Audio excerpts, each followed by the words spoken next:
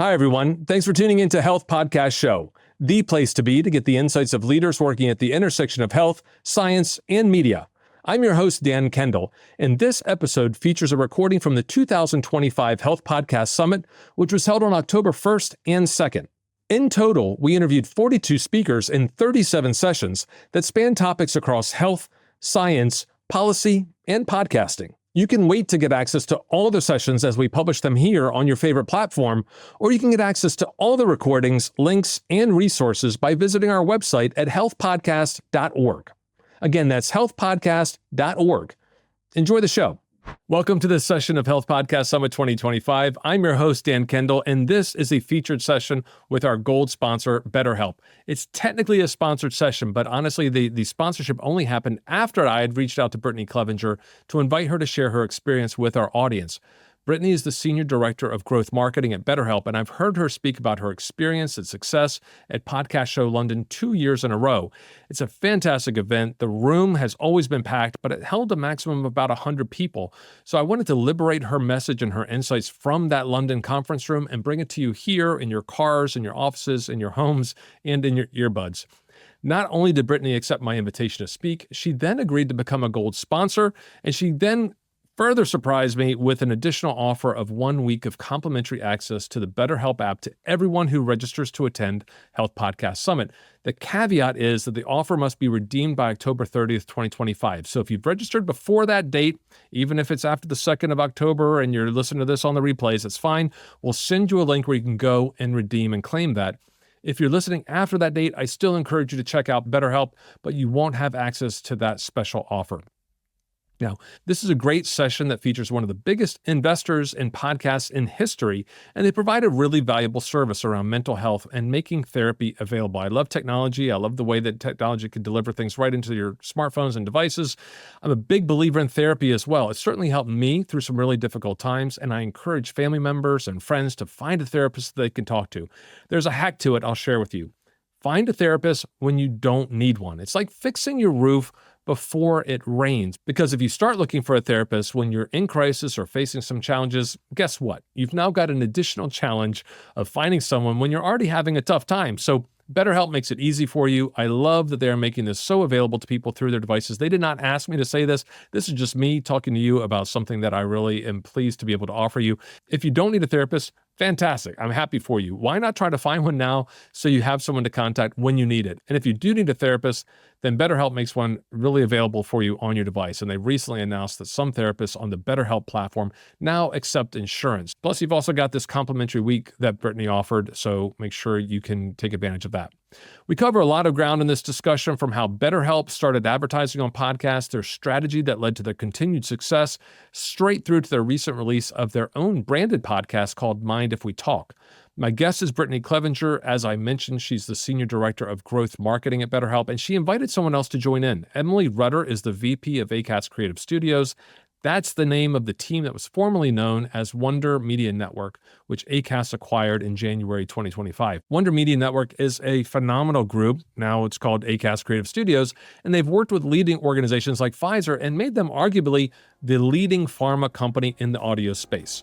Now, I don't want to take any more of your time. I really encourage you to listen to this episode. If you're a company thinking about reaching podcast audiences, if you're thinking about creating a podcast, if you're creating a podcast and you want to learn how to identify your audience better, you're going to get a lot out of this episode. So without further ado, let's jump into this conversation with Brittany Clevenger of BetterHelp and Emily Rutter of ACAST Creative Studios.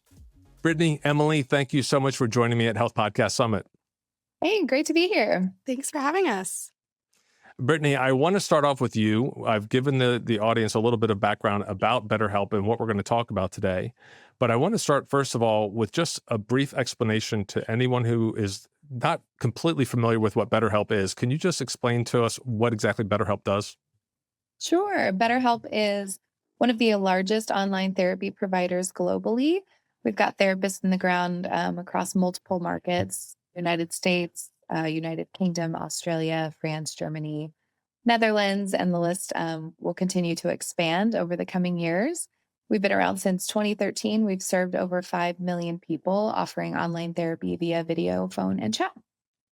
Fantastic. And before you joined a number of years ago, but actually organically before you actually came on board, your organization decided to begin supporting podcasts and reaching audiences through podcasts. So I'm curious, you were brought in to really accelerate that, someone who knows a lot about podcasts and media and advertising.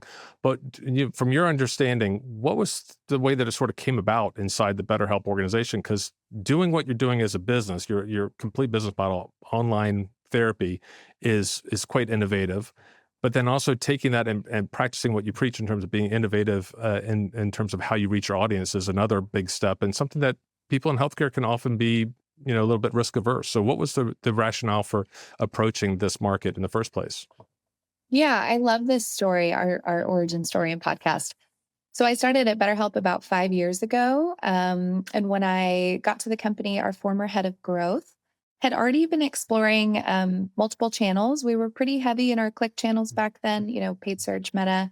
And at the time, he started poking around in that thing called podcast, worked with a couple different partners to start exploring, and very quickly found out that it's a really powerful channel that can accomplish any number of KPIs across your business, anything from brand all the way down to lower funnel performance. And so when I had gotten there, he had already started to scale the channel to pretty epic spend levels, being a totally new brand in the space.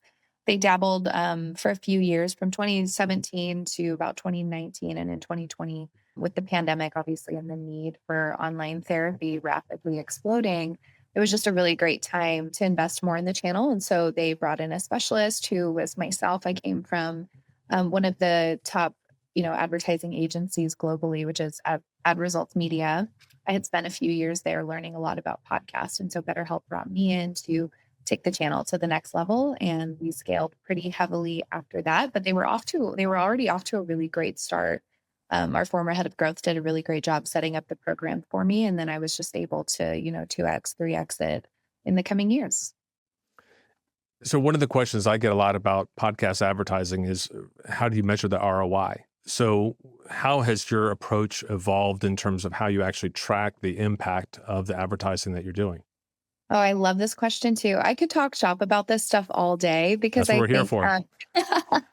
there's so much for brands to consider and to learn. And honestly, the answer to that question really depends on where the brand is in their channel mix, in their advertising life cycle, right? Like if you're not super heavy on demand gen advertising and then you deploy something like podcast with somewhat meaningful spend, you should be able to see the uptick on the bottom line, whether you're using pixel tracking or whether you're using a survey that asks, how did you hear about us?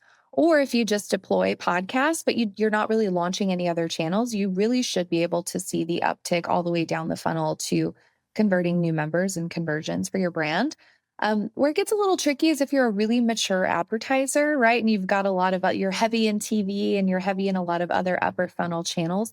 That's where the tracking can, get a little muddier. Also, depending on whether you're last click or your multi-touch, we have evolved our attribution over the course of the 5 years since I've been here. So it has been a lot of pivoting in the way that we measure response. But I always like to take these questions kind of from an overall brand perspective, not just BetterHelp, because I think that really helps the brands that want to come into this space to understand there's not one way that everybody does it. What matters is what's going to work for where you are in your brand, how you're measuring things. And I always recommend that brands coming in take a look at consultants or agencies, right? Like somebody that can kind of help demystify what in the heck you're getting yourself into. You want to find somebody that can help you understand where you are, take a look at your channel mix, figure out how you're attributing other channels, and then they can recommend solutions for how to attribute the new channel in your mix. I want to bring Emily in a second in terms of the work that you did with her in ACAST. But before we do that, let me just understand a little bit more. I mean, you had a lot of experience when you came to BetterHelp, and BetterHelp is owned by Teladoc, which is a name that a lot of people in healthcare will know.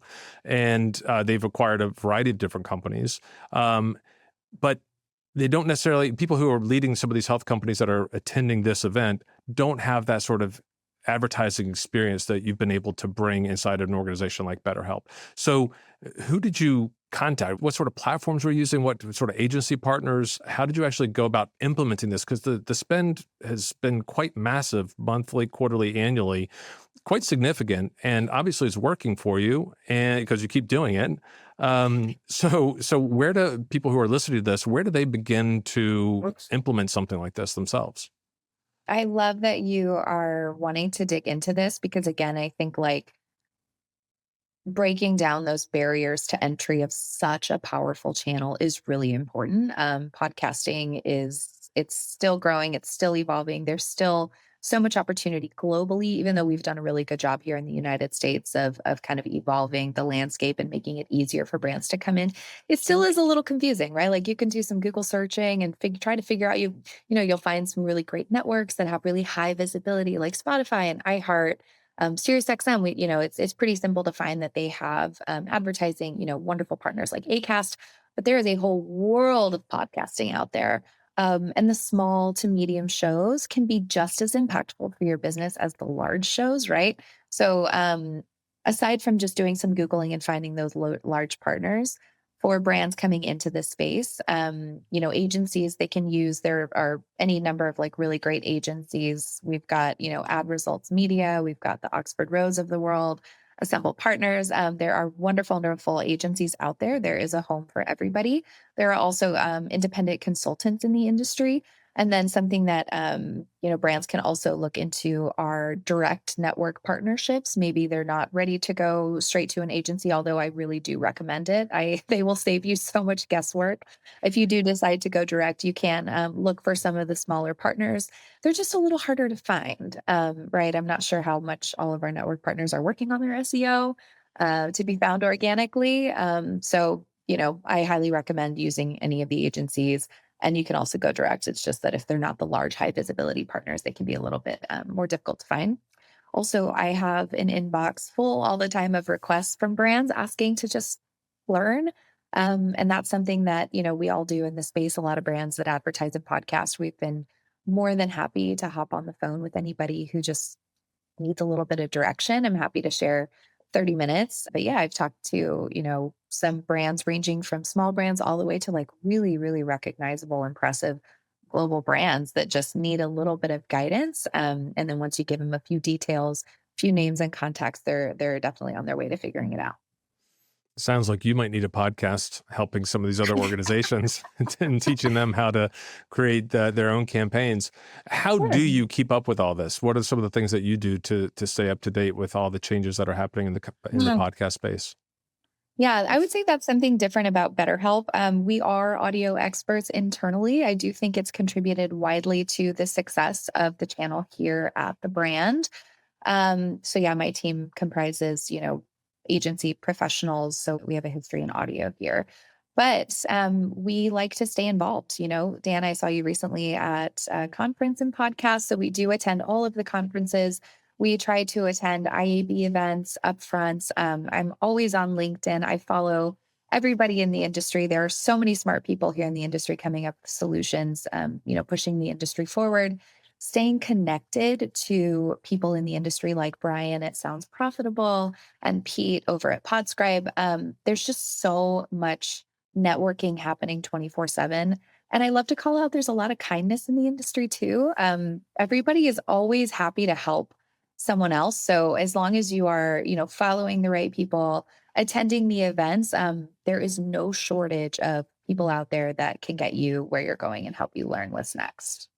I certainly want to echo that. That's been my experience in the podcast industry, is that people are so collaborative and wanting to work with one another and share their learning. And it's a lot of what I've experienced in healthcare for several decades now, in terms of people wanting other people to be successful, because when we're all successful, then we just grow the pie and make a bigger impact. So Emily, let me bring you in here. First of all, can you just give the audience a little bit of an explanation about what you do, what Acast does? And then also, if you can give a little bit of a background into Wonder Media Network, which is an organization that was acquired by Acast earlier this year. And it's an organization that I've admired from afar for a number of years. So can you just give us a little bit of background about your work? So Acast is a leading podcast hosting, distribution, and monetization platform. We're a global company with teams around the world. I'm based in the US as the VP of Acast Creative Studios, which is our in-house production team. And this team used to be Wonder Media Network. We were acquired by Acast in January. And it's been a nice transition. We've continued all the work we do. Brittany, I was just saying, has kind of been along for the ride with us. It was one of the first projects. I feel like we started working together really in January, right around the time that we kind of transitioned from being Wonder Media Network to Acast. But our team stayed the same. We still do the work we have been doing, which is that we are a full service production team. We do everything from podcast marketing, podcast strategy to all of the production. So everything from guest booking and interviewing and ideating around what do we want this to sound like. And now, of course, it's what do we want this to look like, as every podcast is also having a visual component. And now, as we're part of Acast, we can also execute like really large ad buys too, once we've created the podcast, if you want to spend across our network to promote your show. And so we work with brands, actually a lot of brands in the pharma space and in the healthcare space, brands like BetterHelp, like Pfizer. And we also work with lots of organizations that are much smaller or individuals. And then we also produce our own originals and also are just a work for hire production studio for many other partners in the space like iHeart and Audible. Terrific. Well, you heard me asking Brittany around the tracking and the ROI, and I want to dive into a little bit momentarily about the production that you worked on with BetterHelp. But first of all, when you get involved with those pharma companies or organizations like BetterHelp and others, what's the sort of guidance and counsel that you give to organizations about how they should be thinking about their approach in terms of the ROI that they're going to be able to achieve based on podcasting?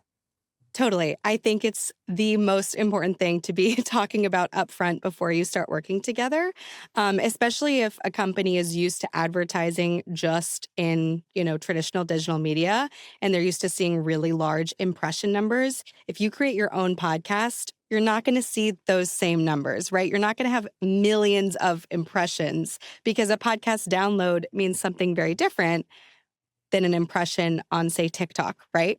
And so I think defining those goals up front with a brand is very important. And many brands come to us with really different goals. Someone might come to us and say, we've had a really hard time communicating this story, or we feel like people don't know this whole side of our business, or a brand like BetterHelp is like, we are so well known in the podcast industry. What would it look like to actually own our content and own the story? Like, why shouldn't they have one of the most successful mental health podcasts? They have the experts in-house. So it really depends on what the goals are, depending on who we're working with. But absolutely upfront defining what the ROI is going to look like. What is their goal impressions? Is it something else? Like, it really depends. And also, we do some education often upfront of what it looks like in the podcast space, because often these brands we're working with, it's their first time doing a podcast. And so no one is exactly sure what to expect. They're leaning on us as the experts. And we also want to lean on them as the expert in their own brand too. And so just defining, here's what a podcast download is. This is what it counts. Here's what the IAB is. All these different things, I think is really important before we actually start getting into the weeds of the creative work. So, Brittany, what did you learn about your audience when you were doing the advertising? Because I want to come on to the podcast that you created with Acast and Wonder Media Network, but did you learn a lot about the audience that you wanted to reach through the advertising? And can you tell us a little bit about who that sort of ideal client profile is? Yeah, great question. So I've spoken on this, probably plenty on panels. And so I'm really excited for anybody that's visiting this health podcast summit that might be new to the channel, because I do think this is something they probably haven't heard. Podcast is really powerful in converting new audiences for your brand, right? Like you're marrying the power of essentially endorsement, which is kind of like word of mouth, right? Like, which is the strongest form of advertising in the book. It's hearing someone that you love or trust say, oh my God, you got to try this. Or, hey, you got to check this out. Even if I haven't used it, looks great.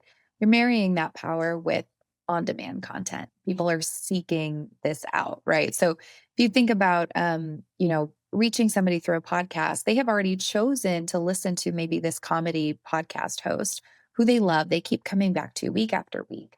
Um, the power of that impression or that download or that ad read compared to, if somebody might be scrolling through an article somewhere and just kind of see like a visual ad that they may or may not register, right? Obviously, the impact is it's so different. And so for that reason, podcast has the opportunity to actually open up new audiences. You can come in as a brand and you can test your bread and butter, which you should always start with, right? When you're proving out a channel, it's always a sound strategy to come in with obviously what is strongest. But if you do have other audiences that you can still serve, but maybe don't perform as well in other channels, podcast is absolutely the place to do that. So we learned pretty quickly on that with podcasts, for example, speaking to underrepresented audiences in mental health that maybe don't respond to things like therapy as positively right off the bat. Maybe like the male audience, for example, if we go to a really powerful partner in the male audience, like Barstool Sports, for example, they have completely changed and helped change the conversation around mental health in the male audience, right? Because Barstool, they have such a loyal audience. So one of the things I've said a lot during this summit is that people don't decide to make a podcast, they decide to add a podcast. And I think there's some people who break that rule. Maybe they start with a podcast and then build a business around it. But I think obviously you had a therapy business, an online therapy business. You added your advertising, you found success with that, and then you added the opportunity to create your own brand voice and your own content. So what was that? How did that change come about? Then what was the process that you started to sort of pollinate the idea within your own organization about creating this branded podcast for yourselves? Yeah, I think it's something that's been on the table for a while. It's always been a conversation, right? It's really important, especially if you have something important to share, right? Like our business, our product is the mission. Like we truly are trying to make the world a better place. And, with the success that we found in advertising across podcasts and then the wonderful positive feedback that we get from literally everybody, right? We get from our network partners, we get from our shows, we get from audiences that write into their hosts to say, oh my gosh, I'm so glad that you're talking about this. I'm so glad you're demystifying therapy. Like Emily alluded to earlier, why not be a voice in that conversation, right? Especially at the scale that we serve people. We've served over 5 million people globally to help with, their mental health with online therapy. So having the opportunity to just add to that conversation as the brand was really founded in our mission, right? To just help people, reach better mental wellness. The other point is that with mental health podcasts, they actually tend to be small, but super impactful, right? And we found here at BetterHelp, we have wonderful budget that we've been fortunate to be able to deploy into podcasting. And we felt like we could also better serve people to get really quality mental health content out there, along with the mental health greats that already are publishing podcasts. We do have the budget to put a little bit behind, our show and help it reach people. And again, just like stay focused on our mission of helping mental health become destigmatized and reach people a little more easily. We wanted to help the work that all of the really incredible mental health podcasts out there are already doing. So it was just 20 years ago that podcasting even sort of came into existence.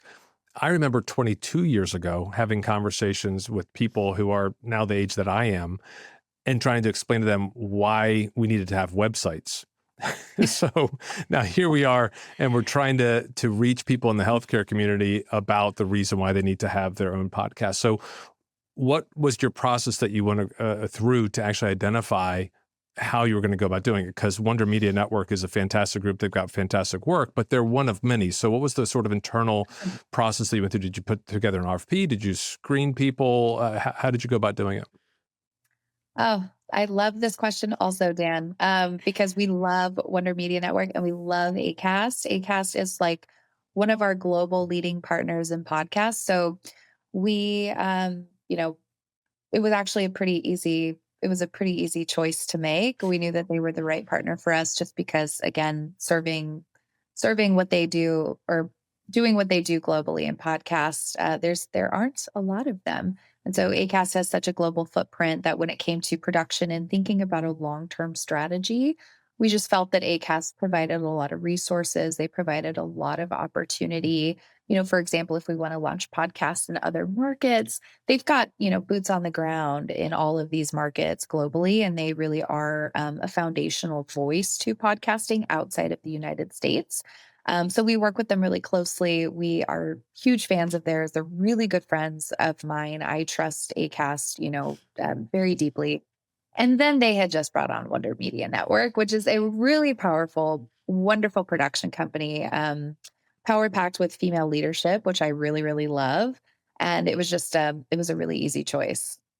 That's a really good point, actually. I thought about that earlier when you were talking about your different markets that you're in, and you do a lot of host-read ads, and a lot of the markets do not all speak English that you're targeting. So obviously being able to work with hosts and media content creators that are speaking different languages, being able to get your message in a different language to those audiences. You're providing services in different languages in different countries. And then Acast, as you said, they've got a footprint in multiple countries that are very international. I think they're Swedish. Is that right? Are they based in Sweden? But I just heard an interview that they did the other day on Pod News that your CEO did, talking about the U.S. market and the importance of it, but how you have several markets that are so important. So, Emily, what did that look like on your side when the conversation started with BetterHelp? How do you guys get started on working on a very new project like this with someone who has such great experience in the audio space? Totally. I mean, our first step on the production side is the creative, which I think is the most fun part. And so, it was like, what do we want the format of this show to be? There's so many different ways we could take this show. We know generally the topic, but there's many different formats we could follow.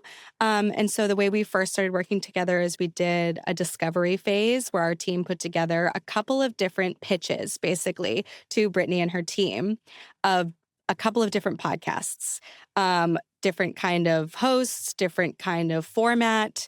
And there was kind of one very clear winner, I think, of the bunch. And our team was like, whenever we do these discovery phases, you put a bunch of ideas together, but normally you're kind of really hoping that the client's going to pick one of them, and they never do.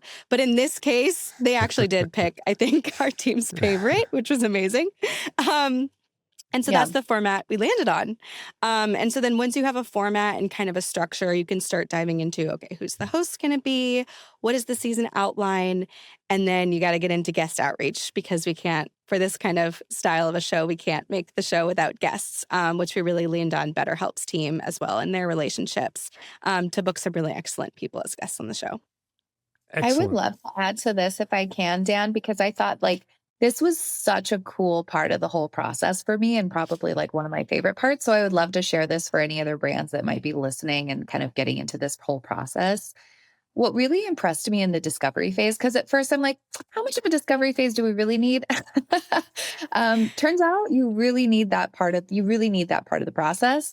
And what Acast and Wonder Media did, Acast Creative Studios. So if I say ACS, I'm talking about our new branded Wonder Media Network production team. So what ACS did was they took a look at the mental health podcast landscape, and they helped us understand what's out there already, right? Are they more lifestyle? Are they more clinical? Are they interview style? Are they solo hosted?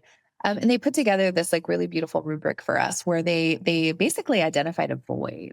And we found that there was a void in mental health podcasts that will combine real raw stories. So you get that kind of lifestyle aspect and clinical feedback, right? So we decided to create a 2-part episode format where each episode has somebody telling a story about a topic that's really near and dear to their heart, whether that's receiving a life-changing diagnosis, how to stop doom scrolling, how to live with grief, right? All these things that are just completely relevant to anybody that could be listening to this show. So the first part of the episode would be hearing from that guest just about their experience with that struggle. And then the second part of the episode is hearing clinical feedback or feedback from an expert on the topic. So that could be from a licensed therapist or mental health professional, or it could be from an expert on the topic. For example, we had that came into the show to talk about imposter syndrome. And that blew me away when we really approached it from that angle of like, what's the void? What's not out there? What doesn't exist yet? What can we do? And how can we best serve people? Like, how are we going to actually deploy content that matters and is meaningful? That whole process by ACS just really completely blew me away. So I can't speak. I can't say enough great things about that whole process. And I just wanted to dig into it because it was so interesting to me. I just thought like, and here we are as a mental health company, and we truly can serve everybody of all ages, right? So when you have that much of an opportunity of like, we want to create a podcast, holy cow, where do you start? Who do you want to start talking to? We want to talk to men. Do we want to talk to women at different age groups? Approaching it the way that they approached it really helped us like nail down what ended up being an incredibly successful format. What I love about what I've seen Wonder Media Network do for other organizations and now what they've done for you is that they do the season format. I really love that because a lot of people approach whether they have a podcast as a binary decision. And like, should we have one? Shouldn't we have one? Oh, well, we really don't have time to do an episode every week. We're so busy. Maybe we can do that in the fall. Can we do 24 episodes a year? Can we do 12? Can we do 52? And my comment to them is like, look, just make some kind of podcast, create a story. What do you talk most to people about? What do you wish people knew? Your ideal client, your ideal audience, what do you find yourself continually having the same conversation about? And how do you then put that to a recording to serve that audience 24/7, 365 and allow people to access it? So was that a foregone conclusion when you guys decided to create this, Brittany, that it was going to be a seasonal format, or is that something that came about with that discovery process that Emily described? I think we came into it wanting to do a seasonal format, just like a test versus kind of saying like, let's come up with this long-standing show before we really even know like which direction we wanted to go in. But I remember, Dan, we had a really great conversation the other night, and I just loved your feedback when you were saying you dove into a podcast recently and it was on a very specific topic. And you're like, holy cow, episode 155. I don't really know where to start. Like, where do I start to digest? And we've all experienced that as podcast listeners. So I really love this topic. I think it's great to talk about on this conversation because whatever makes the most sense for what you're trying to accomplish is the direction you want to go, right? Are you working on creating kind of like a long-term brand and podcast? Sure, do an always on show. It should be part of your arsenal. Hopefully it's going to be part of our arsenal.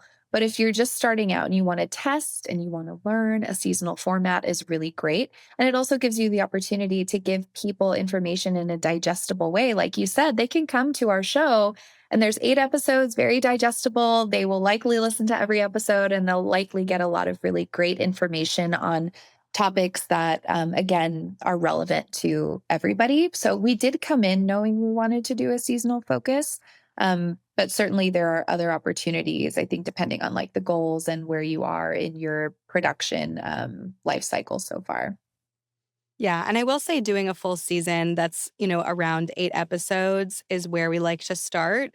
We've had people come to us before and say, we have funding for 1 episode or 2 episodes, and it's hard because that's not going to prove that this is going well if you only have 1 or 2 episodes worth of content. And so we really encourage people like, let's start with 8 episodes, and we try to create a format up front that can last. And so we never want to enter into something that we think is just going to be short-lived and then not have a life beyond itself. We're always thinking, even if the client isn't ready, like, okay, what could season 2 be? And you want to start having those ideas as you're in the production flow, like we kind of did working with Brittany on season 1.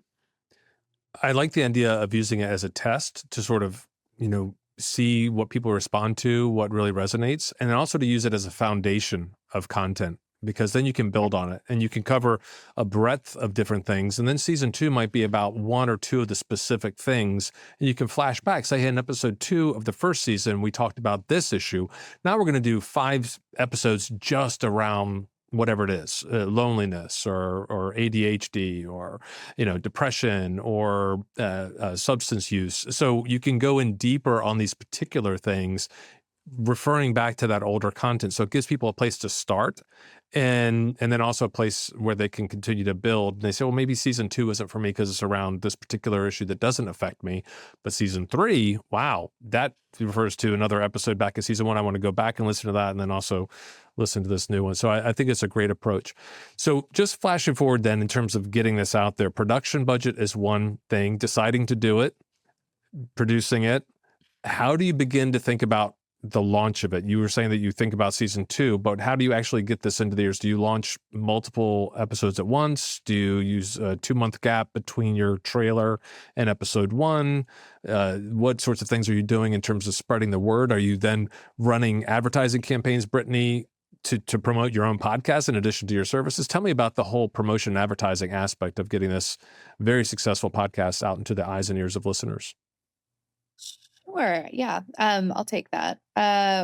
We had a very ambitious publishing schedule with biweekly episodes, which doesn't sound like it's that ambitious, but when you have 2 interviews in each episode, and then you need, recording for pickups and transitions, you have now 3 to 4 recording sessions for each episode, on top of all of us already having full-time jobs. I'm really impressed with like how, ACS and Wonder Media Network, they really guided us through that process from like concept to launch.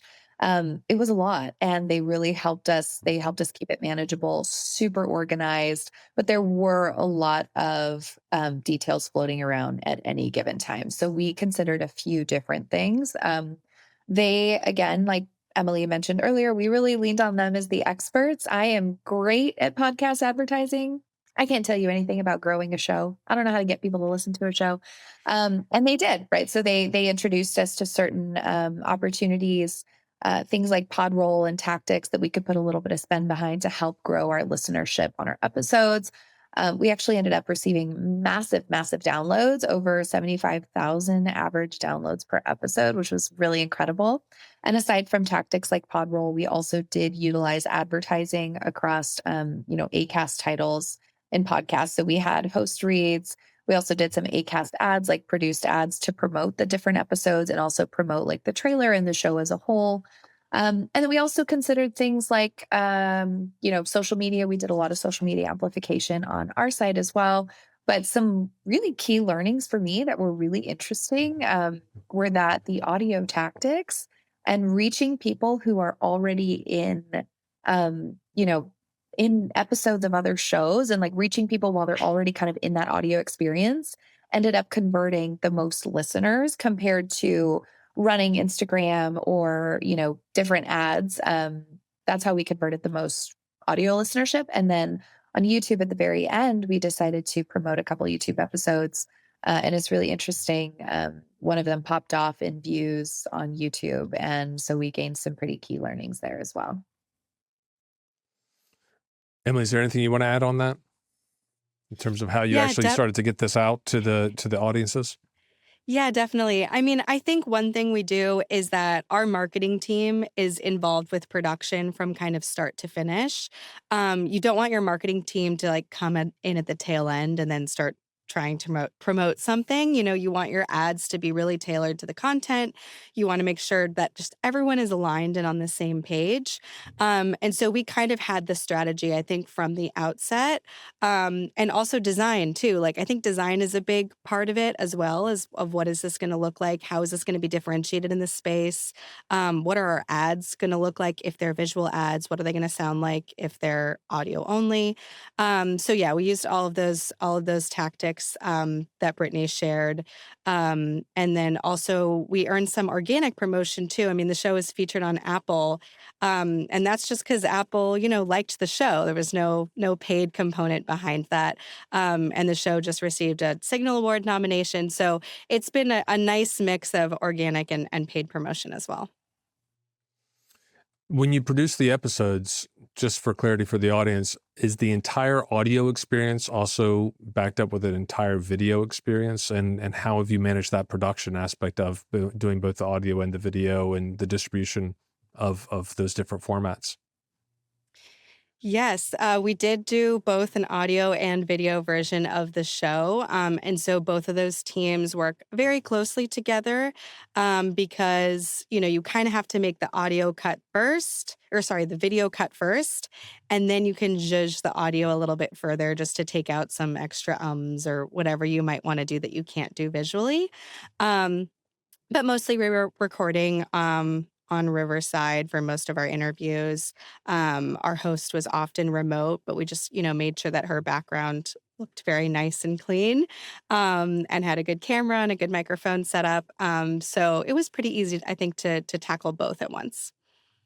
I'm really excited in the next season. I'm really excited to focus a little bit more on video. We did make sure it was what did we call this? An audio first podcast with video, right? Totally. I'm really interested to focus a little bit more on promoting the next season across YouTube to get a little bit more of the video views as well, because we certainly saw there at the end that there is a lot of opportunity there. And in audio, one of the current struggles for anybody advertising in the space and producing in the space is to understand the overlap between audio listeners and video viewers. Like once upon a time, like 4 or 5 years ago, they were totally separate audiences. Now YouTube is the number one platform for consuming podcasts. So TBD on the data on whether we're still really reaching different audiences or if they're starting to overlap a little bit more. But it was really, really cool to see, we had just huge numbers across audio. And did we have a video component? Yes. But did we put a lot of emphasis on promoting it on video? No. We wanted to see what kind of organic pickup we could get. And then at the tail end, we really saw the power of advertising and using some paid spend behind the video component. So I'm really interested to lean in there and maybe, change things up a little bit for our next show. Well, it sounds like you've had a great experience with the production side of it as well. You're talking about it doing a season 2. When you plan season 1, and now as you're looking forward to season 2, you have a lot of data available about what people are searching for, asking for through your website and what they're responding to. So how have you used that both in planning the season 1 content, as well as now that you have the podcast and the information that comes in through users on your website, what they're clicking on, what they're linking to in terms of blog articles and everything else? How are you using that to inform your season 2? So we wanted to make sure that we are providing information that's helpful to people. So to inform our topics, we took a look at, very public information of like what people are searching out. What are they looking for help for? Very interestingly, masculinity was one of the most searched keywords out there. And so it kind of helped inform the topics that we were discussing versus just taking a shot in the dark and thinking to ourselves like, well, we think, this is pretty impactful. It was actually really informed by data, which I firmly believe that combined with the format of the show, filling that void in lifestyle and clinical messaging. I think those two things combined is why the show was just such a success. But going forward, we're gonna lean into everything that we learned in each episode here. Look at the trends. The consumption rate, meaning people were actually listening, was higher than average for 45 plus minute episodes, which is really great to see across the board. But we're gonna dig into all of those statistics every single episode and look at everything from consumption to downloads to any trends, engagement on social media, and then we'll see where we want to go for season 2. Excellent. So we're going to close up our time together. I have a couple questions that I want to direct to both of you. Emily, first of all, what advice would you give to healthcare organizations that are tuning into this and are thinking about getting involved in podcast creation? What sort of advice would you give to them? It's funny. I I want to echo something that Brittany said about doing a discovery phase. I think oftentimes when brands are looking to, and especially honestly healthcare brands too, looking to get into things for the first time, doing their first podcast, they think they have a very clear vision of what they want. And they just want to dive right in. They have a very tight timeline. They want to get it done. And they don't want to spend that extra time at the beginning of doing a landscape analysis, figuring out what are your peers doing? Like what is your biggest competitor doing? Do you want to do the exact same thing? Maybe not. Um, and so I think taking that extra time before is so important to ensure you're going to create something that's successful, lasting, and most meaningful and impactful.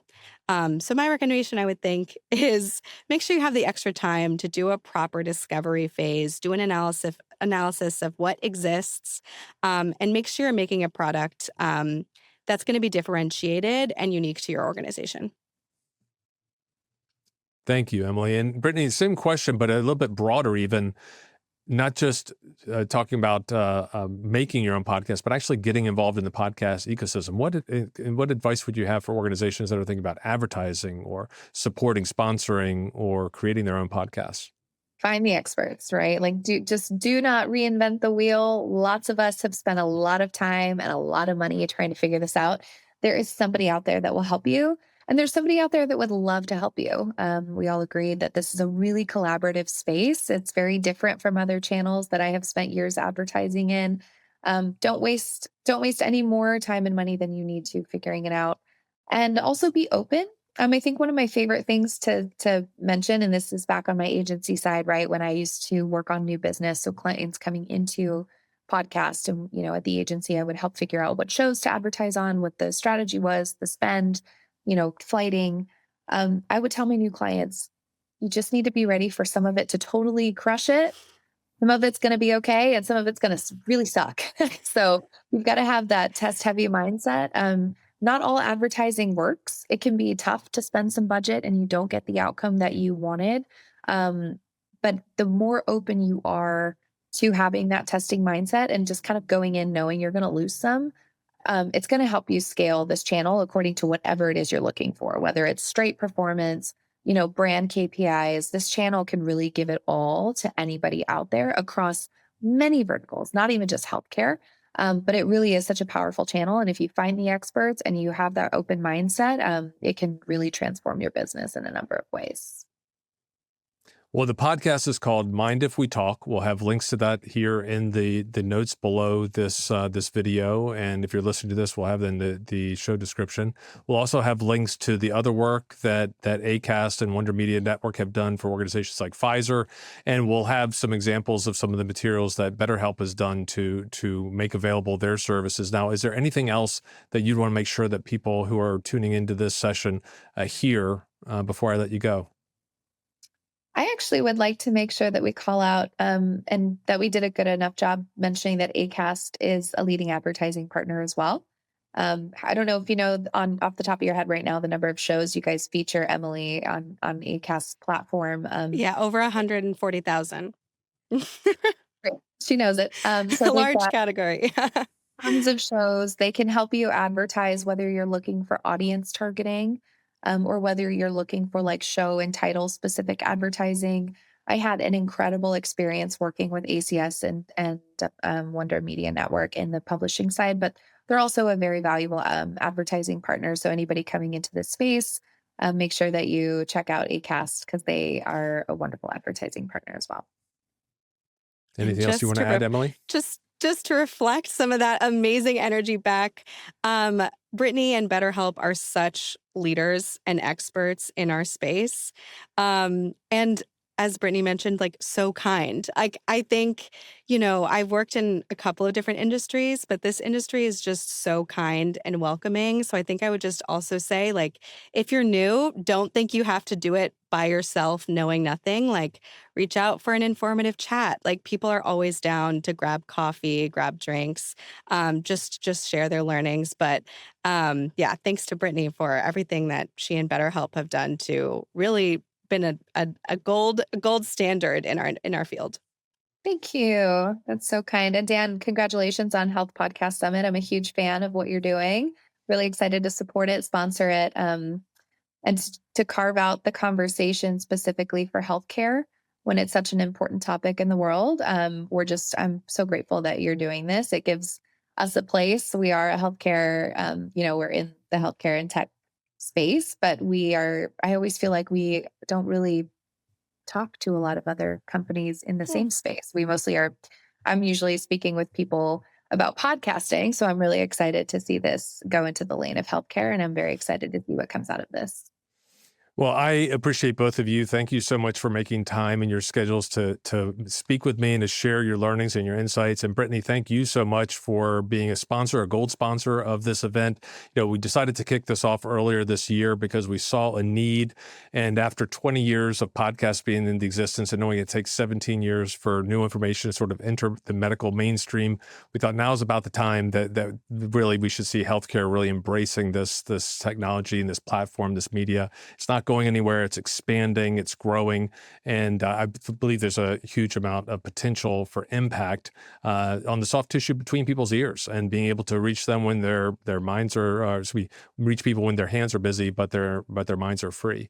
So being able to fit into those spaces and places and times that they can consume this sort of information, get help and get a better understanding of mental health topics or physical health topics and how to care for themselves or their loved ones or their communities. It's a really important platform. So thank you both for all your support.